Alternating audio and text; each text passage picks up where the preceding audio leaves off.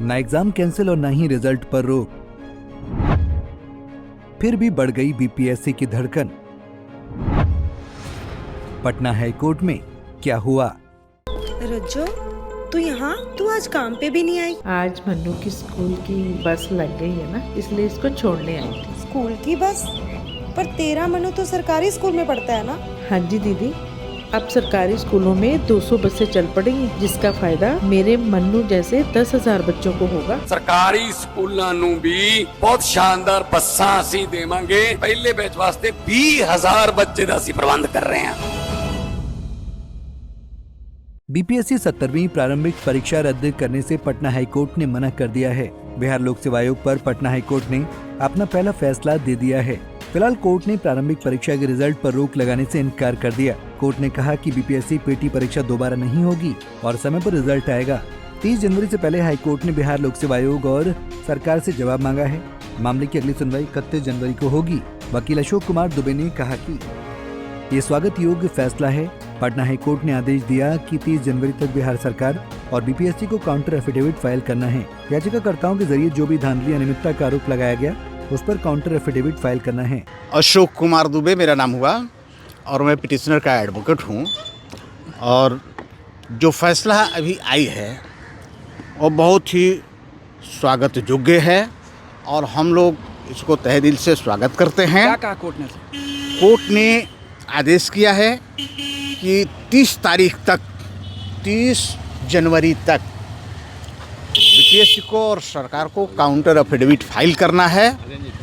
पारा wise comment जो भी एलिगेशंस लगाया गया है या जो भी त्रुटि पाई गई है, जिसको हाईलाइट किया गया है अपने पिटीशन में डिफरेंट पैराग्राफ में, चाहे वो जैमर से संबंधित हो, पेपर लीकेज से संबंधित हो या just one day prior change of centre से संबंधित हो, जितनी भी इरेगुलरिटियाँ हुई है वो सारे जो हाईलाइट किया गया है उसको कंसीडर करते हुए और दोनों पक्ष के बहस को सुनने के पश्चात ऑनरेबल कोर्ट ने ये डायरेक्ट किया कि 30 जनवरी 2025 तक सरकार द्वारा और बीपीएससी द्वारा ये काउंटर एफिडेविट पारावाइज इस पॉइंट का जवाब फाइल करना है। एक सब्जेक्ट हाँ। क्या प्रारंभिक परीक्षा के रिजल्ट पर कोर्ट ने रोक लगाई है? प्रारंभिक परीक्षा के संबंध में कोर्ट ने कहा है कि जो भी परीक्षा होगा ये parties considering the facts and circumstances of the case and argument raised bye learned senior councils at this stage, the court is not inclined to grant interim relief as prayed by the petitioner. Learned senior counsel for the respondents are directed to file details parawise counter affidavit on or before 30th of January 2025.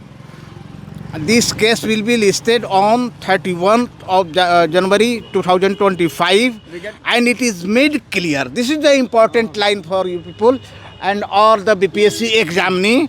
बता दें कि BPSC अभ्यर्थियों ने 17वीं PT परीक्षा में धांधली का आरोप लगाते हुए जांच, परीक्षा रद्द करने और एग्जाम की मांग करते हुए याचिका डाली गई थी। इसी पर पटना हाईकोर्ट ने आदेश दिया है।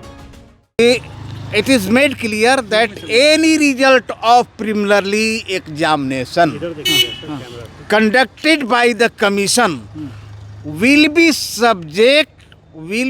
the subject matter of the final outcome of this petition. इसका हिंदी में क्या मतलब? इसका मतलब ये हुआ कि जो भी रिजल्ट इसका होगा प्रिलिमिनरी एग्जामिनेशन का, वो जो मेरिट का फाइनल डिसीजन होगा उसके फलाफल से प्रभावित होगा। इसका मीनिंग ये होता है कि अगर हमारा रिट पिटीशन अलाउ होता है तो ये प्रिलिमिनरी एग्जामिनेशन समाप्त हुआ।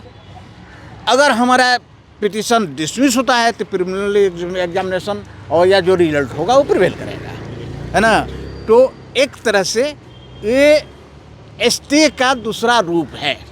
ये ओवरऑल जो आज फैसला है, वो ओवरऑल जो आया मतलब ये है कि आपका प्रोसीजर स्टे नहीं रहेगा, लेकिन होने के बावजूद भी आपका प्रोसीजर जो बढ़ेगा इस एग्जामिनेशन से संबंधित, वो होने के बावजूद भी इस आउटकम पर डिपेंड करता है कि इस रिजल्ट में जो आउटकम आएगा, अगर आपके खिलाफ आउटकम आएगा तो ऑल ये विजिट हो जाएगा, अब हमारे फेवर में आएगा तो विजिट हो जाएगा, अगर उनके फेवर में आया तो उनका एग्जामिनेशन जो कंडक्ट किए हैं वो एज इट इज रह जाएगा, उसका रिजल्ट एज इट इज रह जाएगा। इसका मतलब यही है। 13 दिसंबर को बीपीएससी 17वीं पीटी परीक्षा पूरे बिहार में हुई थी।